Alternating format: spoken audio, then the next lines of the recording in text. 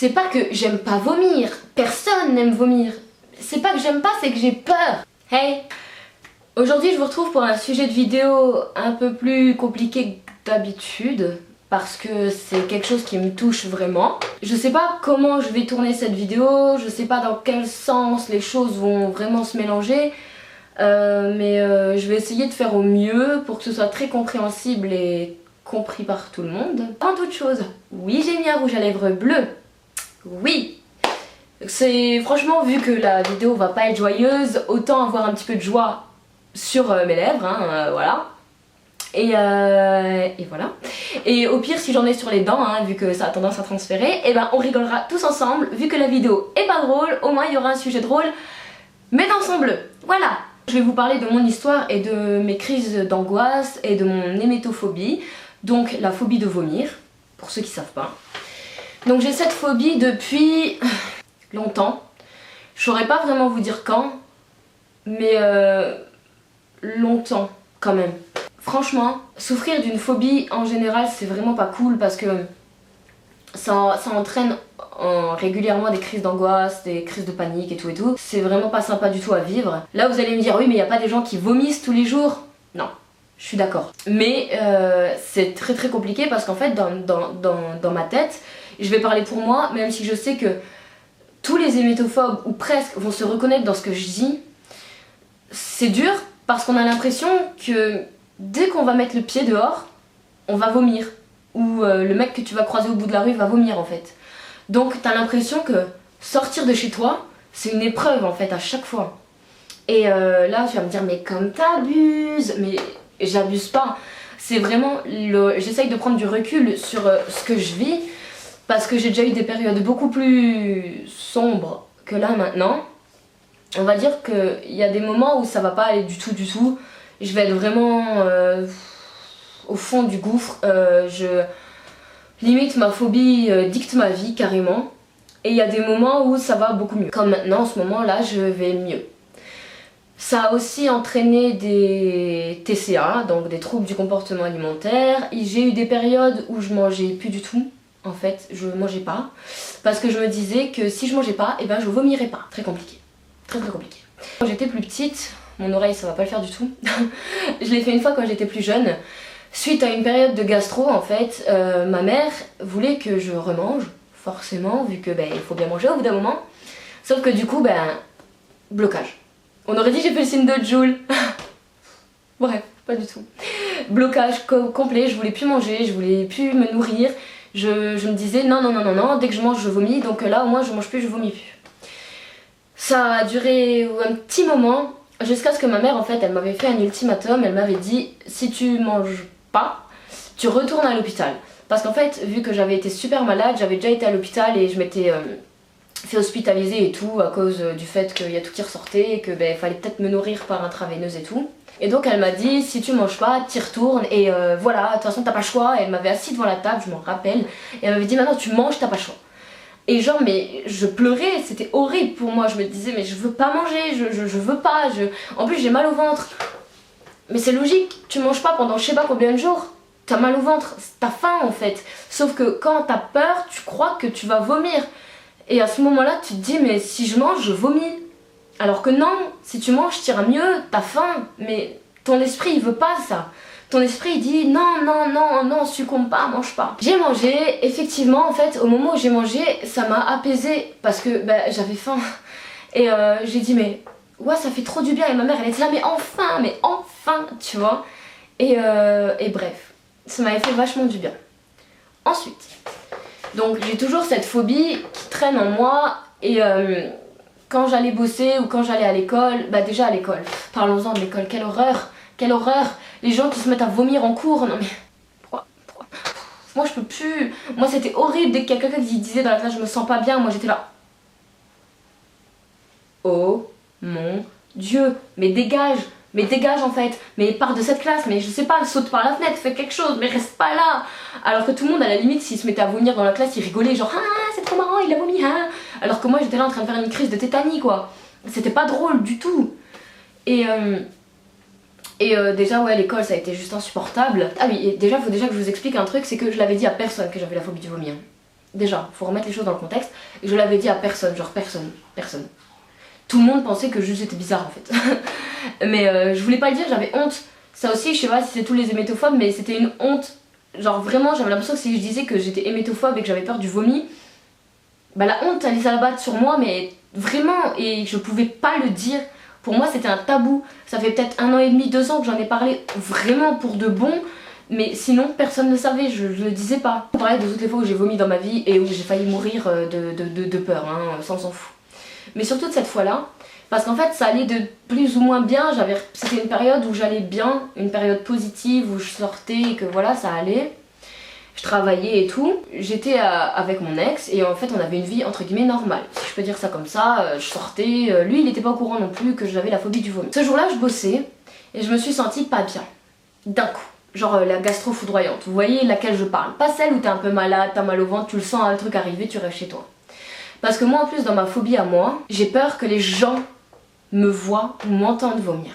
Il y a des hémétophobes où ils aiment bien être accompagnés quand ils sont malades. Moi c'est l'inverse. Si je suis malade, je veux être seule au monde, je veux qu'il y ait personne, je veux pas que qui que ce soit me voie malade. C'est comme si c'était une honte. Genre c'est une honte de vomir et j'ai pas le droit en fait. J'ai pas le droit de vomir. Dans ma tête c'est ça. Et du coup ben le pire qui puisse m'arriver dans la vie c'est de vomir en public en fait. Et du coup j'étais malade et d'un coup je travaillais dans une pâtisserie donc génial. J'ai commencé à me sentir pas bien. En fait c'est une cliente qui m'a demandé de lui servir son croissant hein. Et j'arrive pour servir son croissant et ça monte. Et là je me dis ouh, il se passe un truc là, il se passe quelque chose là, c'est pas bon. Et j'ai commencé à me sentir vraiment pas bien, genre la nausée vraiment la vraie, et là pas juste la nausée de quand t'as peur. Et là, je me suis crispée, je me suis dit oh non, oh non non non non non, je vais vomir, je lui ai donné son croissant, je l'ai encaissé, je suis partie aux chiottes. Et j'étais là dans les chiottes, crise de panique, forcément. Et j'étais là, j'étais pas bien, je transpirais, j'étais au bout, j'étais blanche, et je me mets à pleurer. Et je me dis mais non mais c'est pas possible, pourquoi? Et du coup ma patronne elle m'a dit vas-y rentre chez toi. J'appelle ma mère, je pleurais. Elle me dit tu veux qu'on vienne te chercher? Je lui dis non c'est bon je prends le bus. J'arrive près de l'arrêt de bus mais qu'est-ce que je suis con. Et tu sens, je pense que quand vous allez vomir vous sentez la salive en fait qui monte. Et j'ai eu ça d'un coup. Et je me suis dit oh non non non non non non non je vais vomir dans l'arrêt de bus devant tout le monde, il y a tout le monde, c'était à Metz donc c'était blindé. Et en fait je pars sur un parking, j'appelle ma mère, je dis s'il te plaît vite viens me rechercher, je t'en supplie dépêche-toi et tout. Donc elle vient. Et pendant ce temps en fait j'ai comme vomi de l'air en fait. Comment je peux dire ça? J'ai comme si j'étais en train de vomir mais il n'y a rien qui est sorti. Crise de panique fois 10 000, je me dis putain là le compte à rebours est lancé, il faut vraiment que je me dépêche. Bref, j'ai eu le temps, j'ai pas vomi dans la voiture, j'ai vomi en arrivant, dans des toilettes, tout va bien, personne m'a vu, même si c'était la honte parce que je savais que ma mère savait que j'étais en train de vomir. Et là, qu'est-ce qui se passe? Et ben je mange de nouveau plus. Ça recommence. De nouveau les TCA qui arrivent, je veux plus manger, je veux plus me nourrir, je me dis que si je mange pas, et ben je vomirai pas. Et du coup ben, j'ai recommencé à perdre du poids. Je crois que à ce moment-là j'avais perdu peut-être 10 kilos. Parce que je mangeais pas et je sortais plus en fait. Et mon ex sur le coup il avait pas compris parce que c'était à l'époque de... Après il y a des mois qui se sont passés hein. En fait si vous voulez, je m'autorisais de manger, c'est ouf. Il y avait des salades, vous voyez les salades saupiquées là. Bah la moitié d'une petite, pas les grosses, les petites, la moitié par jour. C'est tout. Et du coup après les mois se sont passés, je continuais, je voulais pas manger. Quand ils demandaient venez on sort, ils allaient tous au McDo, moi j'étais là, je mangeais pas. J'avais déjà des crises qui me prenaient parce que les gens ils mangeaient, j'avais peur, je me disais mais là ils sont en train de manger, ça me donne envie de vomir, j'ai peur. Je voulais plus sortir. J'allais plus au ciné parce que je me disais si quelqu'un vomit dans le ciné, enfin ou si je veux vomir, comment je fais pour sortir. Ouais je sortais plus en fait, j'avais plus de vie, je voulais plus rien faire. Même le jour de mon anniversaire, il m'avait organisé des trucs et tout avec lui et des amis. Et à la dernière minute je me suis mis à pleurer, j'étais chez moi, je pleurais. Et j'ai dit je peux pas venir, vraiment je peux pas venir. Sauf que eux ils savaient pas, ils comprenaient pas, ils me disaient mais pourquoi tu veux pas venir, on est tous là et tout. Et moi j'ai dit bah non je veux pas en fait, je veux pas, je me sens pas bien, laissez-moi tranquille et je pleurais. Et voilà. Donc déjà là, c'était une sale période parce que ça a duré longtemps, je voulais plus rien faire de mes jours en fait, j'avais peur tout le temps, dès que je sortais, dès que je faisais un truc j'avais peur. D'ailleurs, j'ai oublié de vous dire, mais à l'école aussi, ou tout ce genre de choses, quand il y avait des activités, qu'on nous disait, je sais pas moi, d'aller en voyage, par exemple, ils avaient organisé un voyage en Italie, j'ai pas voulu y aller. Et pour la simple et bonne raison qu'en fait c'est un voyage en bus, et qu'il y a tout le temps des gens qui vomissent dans les trajets scolaires en bus, et je me suis dit, je peux pas en fait y aller, parce que je veux bien aller en Italie, c'est trop cool et tout, mais si quelqu'un vomit dans le bus, bah moi je peux pas en fait, donc bah, j'ai pas été, juste pour ça.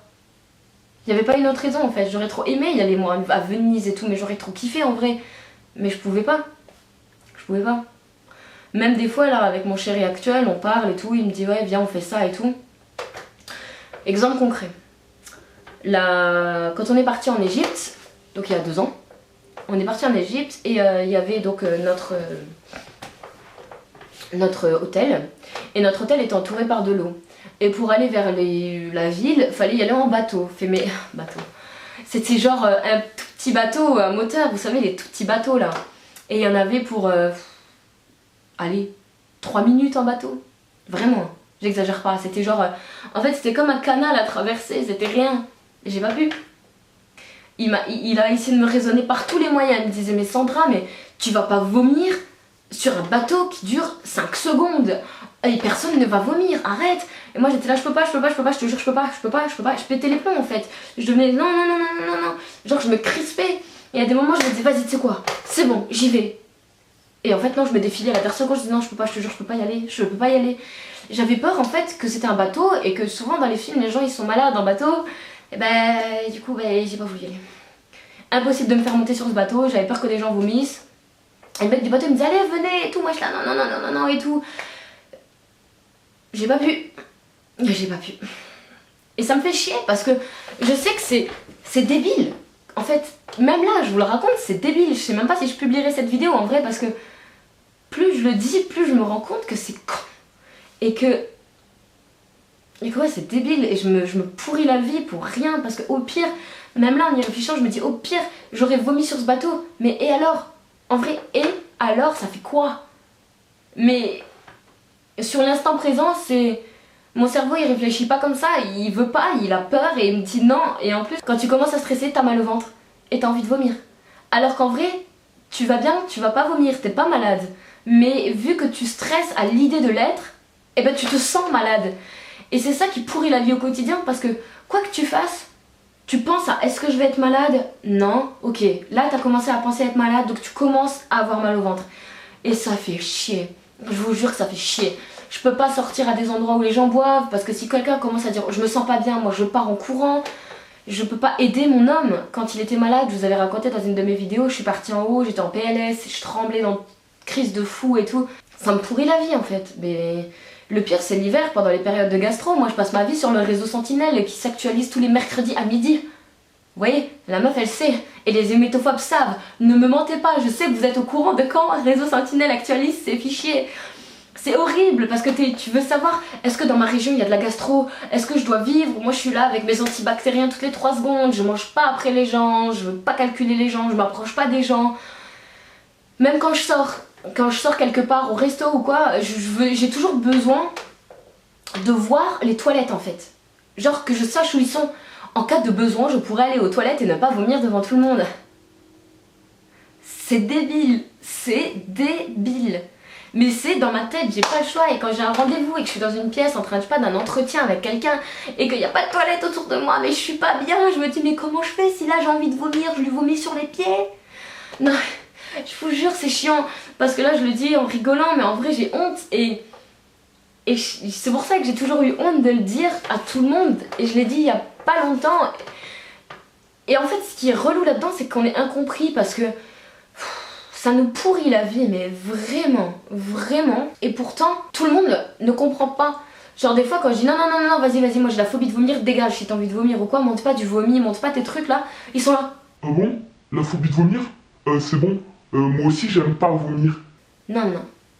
Non, stop.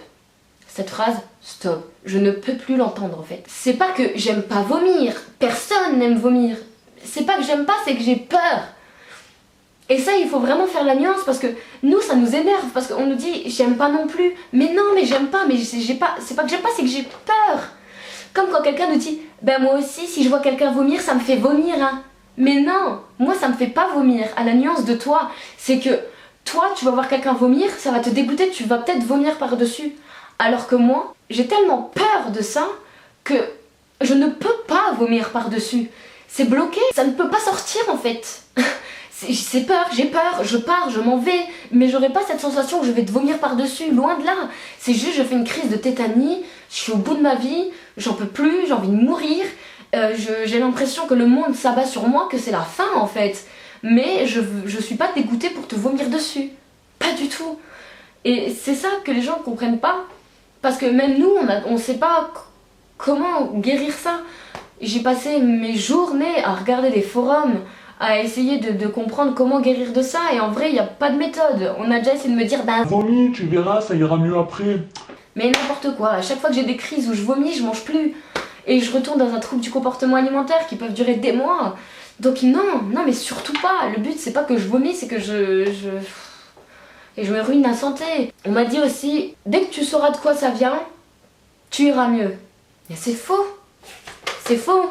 Parce qu'on m'a déjà expliqué pas mal de choses à ce sujet en disant que quand t'as eu des traumatismes dans ton enfance, que t'as vécu des trucs pas cool, on va dire, t'as ce genre de phobie qui se déclenche en fait. Et ouais, j'avoue, ça doit sûrement venir de là parce que j'ai vécu des trucs, voilà. Ça me pourrit la vie, ça aussi, j'y pense tout le temps. Et inconsciemment, peut-être que ça m'a déclenché une phobie, alors qu'en vrai, ça n'a pas de rapport particulier, si je peux dire ça comme ça, mais non, ça m'a pas aidé en fait. Même si là je sais d'où ça vient, je connais le pourquoi du comment, ben ça m'aide pas. Je me sens pas mieux et j'ai pas moins peur. Là quelqu'un me dit je vais vomir, je pars en courant. Même si je sais d'où ça vient, ça change rien. Que dalle. Et là où j'ai envie de dire aussi que c'est un gros frein dans ma vie, parce qu'au-delà de pas avoir envie de sortir, je vais pas au cinéma, quand je vais au resto, je me mets toujours dans des restos que je connais, où les gens ont pas été malades, je vais pas manger à des endroits que je connais pas, je me mets toujours proche des toilettes. Je prends pas le bus, je prends pas les transports en commun. C'est relou en fait. Mais au-delà de ça, là où je me dis que ça va beaucoup bloquer dans la vie, je sais pas comment je peux devenir maman. Parce que là, actuellement ça va, j'ai pas le besoin d'avoir un enfant. Donc déjà ça c'est un plus parce que j'en ressens pas le besoin. Mais au-delà de ça, quand je pense bébé, je pense vomi. Vomi. En fait je pense que ça. Parce que je me dis... Déjà, être enceinte, il y a de très grandes chances que je sois malade. Et des fois, il y en a qui me disent Ouais, mais c'est bon, c'est pas toutes les femmes qui sont malades pendant 9 mois. ouais, ok, je suis d'accord. Mais si ça tombe sur moi, je fais comment? Je vais faire des crises de tétanie pendant 9 mois? Je fais comment? C'est pas possible. Et même si je vomis pas, que c'est juste des nausées, mais ouais, je vais péter les plombs. Je vais péter un câble, sérieux. Je peux pas. Donc déjà, en imaginant, je me dis allez, Sandra passe au-dessus. Tu veux trop un enfant, tu peux être malade pendant 9 mois, allez t'assure. Vas-y, j'assume. Mais après, il y a un bébé là. Le bébé il va être malade. Le bébé il va avoir la gastro. Le bébé il va aller à l'école, les gens ils vont m'appeler Sandra, ton enfant il est malade, faut venir le chercher. Mais je ne peux pas. Actuellement, je vous le dis, je ne peux pas, c'est pas possible. Je fais comment moi? J'arrive même pas à ramasser le vomi de mon chien et vous voulez que je ramasse un vomi d'humain? Alors que déjà les vomis de chien, je peux voir un animal vomir, ça me dégoûte mais ça va, ça me fait pas peur parce que je sais qu'il peut pas me le refiler en fait, vous voyez? Donc je sais que je peux pas l'avoir sa maladie, donc ça va. Mais un humain,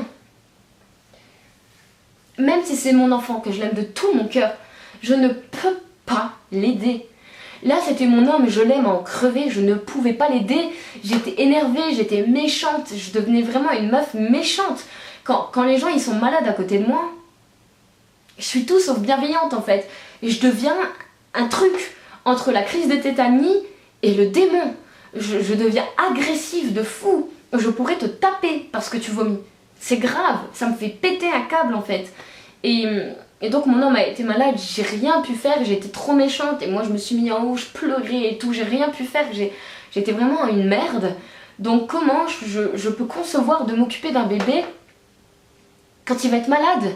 Et d'un enfant, pas que forcément un bébé, il va grandir, il aura 8 ans, il va vomir encore plus que quand il est bébé, putain c'est dégueulasse, mais moi je fais comment? Je peux pas l'aider, va falloir que je ramasse. Et Et quand il va être malade en pleine nuit, qu'à 3 h du matin il aura vomi partout et qu'il va me dire maman, faut que tu viennes, j'ai besoin d'un câlin. Mais comment je fais? Comment je fais? C'est mon bébé, et évidemment qu'il va avoir besoin d'un câlin, qu'il va avoir besoin de réconfort, mais bien sûr, mais 1000 fois. Et que je m'en fous aussi, s'il a chié, je m'en fous, je lui fais un câlin, même, je mets la main dans la merde, je m'en fous, je vous jure.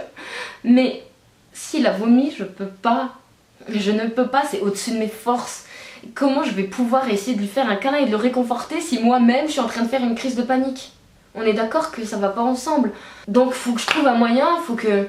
de tous les témoignages que j'ai trouvés, il y a personne qui arrive vraiment à s'en sortir, ça reste dans la tête. Et il y en a même que même malgré leurs enfants, en fait, c'est le mari qui s'en occupe ou les parents, et eux ils partent pendant des jours, en fait, le temps que l'enfant se rétablisse. Et moi je veux pas faire ça. Je veux pas être une mère que son enfant il est malade, elle le laisse en galère et elle se barre vivre chez sa mère pendant des jours. Je peux pas, pour moi c'est pas concevable, c'est pas ça être une mère. Et actuellement, si je le fais maintenant, c'est ce que je serai. Et je veux pas l'être. Je veux pas être une mère indigne. Et même si en fond c'est pas indigne, parce que c'est pas comme si je le voulais, c'est pas comme si je faisais exprès, tu vois. Mais franchement, ouais, ça me pourrit la vie. Ça me pourrit la vie. Et je sais qu'à chaque fois que je vais être malade, ça va être le même cinéma. Je vais être dans le même état. Je vais tomber dans les pommes. Je vais péter les plombs. Si quelqu'un va être malade à côté de moi, je pourrai pas me contrôler. Je vais être énervée, je vais m'en aller. J'ai quitté trop de soirées trop tôt. Je me suis mis trop de barrières dans tout. Des fois, hein, j'allais au travail et en allant au travail, quand je travaillais à la pâtisserie, suite à quand j'avais vomi et tout, je rentrais chez moi en fait. J'y arrivais pas, je rentrais chez moi, il y avait comme un blocage, une barrière qui me disait Sandra, tu vas être malade, rentre chez toi, tu peux pas assumer ça. Et je rentrais, et c'est malheureux parce qu'au final j'avais été jusque là-bas et juste ma crise de panique qui me prend, qui me monte, je commence à trembler, à être pas bien et je rentre chez moi, j'arrive pas à assumer. Pour rien, parce qu'au final j'ai même pas vomi, j'ai même pas été malade, mais il y a que chez moi que je suis bien et que je me dis que voilà, je peux être faible et qu'il n'y a pas de souci. Et j'ai longtemps pas assumé ça, alors je sais qu'on est beaucoup dans ce cas, j'ai longtemps essayé de pas le cacher en fait, de pas le dire, alors que je pense qu'on a tous besoin de se soutenir, que ce soit n'importe quelle phobie, que ce soit la phobie des oiseaux, de vomir, de la peur du public, enfin on s'en fout en fait. Je pense qu'il faut qu'on se soutienne et pas qu'on se moque les uns les autres, parce que je vous jure que j'en ai souffert et j'en souffre encore, et je pense que c'est pas terminé, le combat est loin d'être terminé, il est même quasiment pas commencé, parce que à part que je sais d'où ça vient, bah, j'ai pas du tout réussi à le vaincre.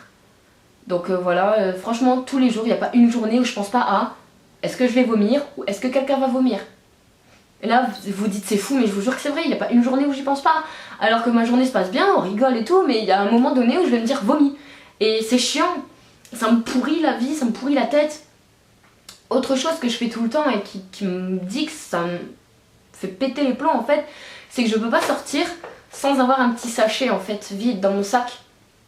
Au cas où si j'aurais envie de vomir, plutôt que de vomir partout, bah, j'ai un sachet. Voilà, c'est débile, mais c'est dans ma tête. Je me dis voilà, je vais me sentir mieux. Sans une boîte de médicaments anti-vomitifs, Vogalib, bonjour. Toujours dans mon sac, au cas où, vu qu'en plus j'ai des problèmes d'estomac et tout, franchement j'en ai besoin. Sinon je me sens pas bien, je me dis ça y est je vais vomir et j'ai rien pour m'aider. Alors que je suis sûre que le jour où je devrais vomir, c'est pas Vogalib qui va m'aider, hein. Si je dois vomir, je vomirai, hein. Mais j'ai l'impression que voilà, on se sent mieux, tu vois. Les toilettes aussi, faut toujours que la porte de la chambre soit un peu ouverte, que la porte des toilettes soit grande ouverte et la porte de la salle de bain bien fermée pour que l'accès aux toilettes s'il y a besoin pendant la nuit soit très facile, qu'il n'y ait rien qui traîne sur le chemin, pas que si je tombe sur un truc en voulant y aller ou si je vomis, je sais pas moi, sur un truc qui aurait traîné par terre. Non, faut que l'accès soit dégagé. C'est fou. C'est fou en fait, de se dire que j'ai des tocs à ce point.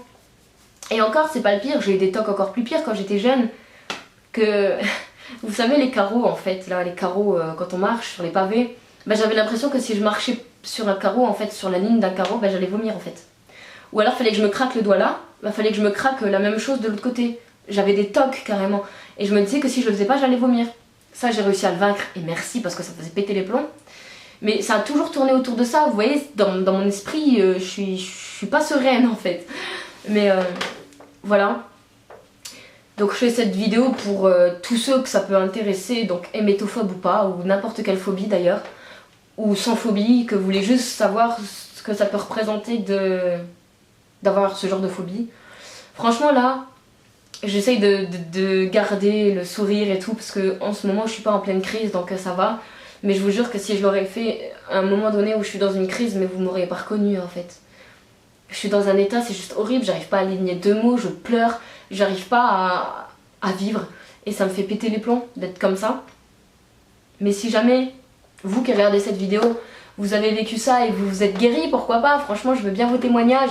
Parce que déjà, si j'ai fait cette vidéo pour vous dire, c'est... Il n'y a pas beaucoup de ce genre de témoignages sur YouTube. Il y en a beaucoup sur les forums. Moi, j'allais tous les jours sur les forums voir ce qui se passait entre hémétophobes, voilà, on se soutient. Mais sur YouTube, il n'y en a pas beaucoup. J'avais envie de partager mon histoire avec vous. C'est pas la plus cool. Elle est loin de l'être. Elle est loin d'être terminée, surtout. Je sais que ce combat, je vais peut-être le mener jusqu'à ce que je meure. Mais c'est comme ça.